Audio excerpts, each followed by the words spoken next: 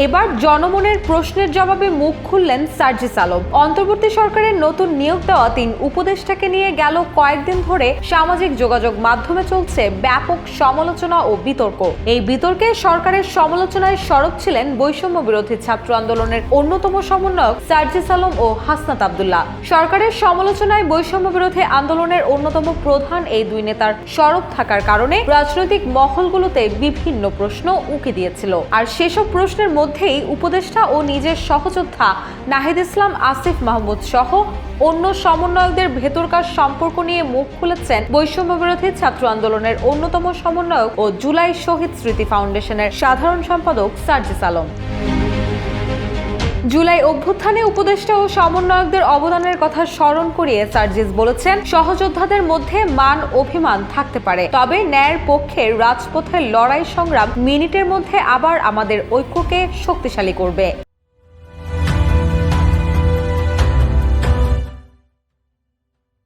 সার্জিস তার verified Facebook পোস্টে লিখেছেন, নাহিদ আসিফরা জীবন দেওয়ার জন্য প্রস্তুত হয়ে রাজপথে নেমেছিল। ডিজিএফআই ডিবির পাশবিক অত্যাচার কোনো কিছুই এদের টলাতে পারেনি। হাসনাতরা আরো ৩ মাস আগেই বলেছিল, we are open to be killed. তিনি আরও লিখেছেন, মাহিন সরকার, আবু বাকের মজুমদার, রিফাত রশিদ, হান্নান মাসুদদের ভয় দেখিয়ে লাভ নেই। শেখ হাসিনার পুরো রেজিমের ভয় এদেরকে লক্ষ্য থেকে সরাতে পারেনি। এছাড়াও উপদেষ্টা নাহিদ ইসলামের সামনে জগন্নাথ বিশ্ববিদ্যালয়ের শিক্ষার্থীদের স্লোগান বিষয়টি খোলাসা করে তিনি বলেন, জগন্নাথ বিশ্ববিদ্যালয়ের স্লোগান ওদের পূর্ববর্তী করাপ্টেড সিস্টেম নিয়ে ছিল, সেটা বুঝেছি। এদিকে নিজেদের ভেতরের সম্পর্ক কেমন তা নিয়ে সার্জিস বলেন, সহযোদ্ধাদের মধ্যে মান অভিমান থাকতে পারে, সেটা নিয়েও সমস্যা নেই। ন্যায়ের পক্ষে রাজপথের লড়াই সংগ্রাম মিনিটের মধ্যে আবার আমাদের ঐক্যকে শক্তিশালী করবে। যখনই সংকট এসেছে, আমার এই সহযোদ্ধারাই কিলোমিটার পথ পাড়ি দিয়ে ছুটে এসেছে।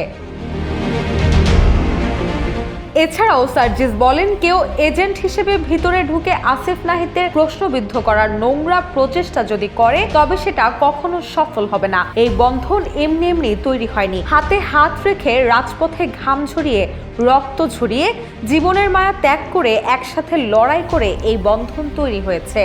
সাবধান। রুশা সুর, জয় জয় দিন।